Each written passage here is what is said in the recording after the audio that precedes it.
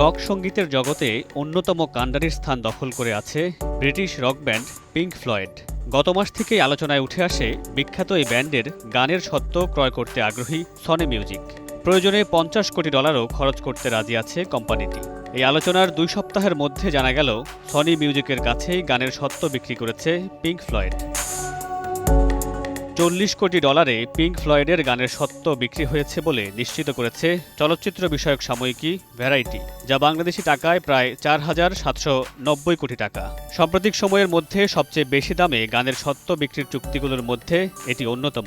তবে জানা গেছে চুক্তির আওতায় পিঙ্ক ফ্লয়েডের রেকর্ডকৃত সব গান থাকলেও গানের কথার স্বত্ব থাকছে ব্যান্ডের কাছে।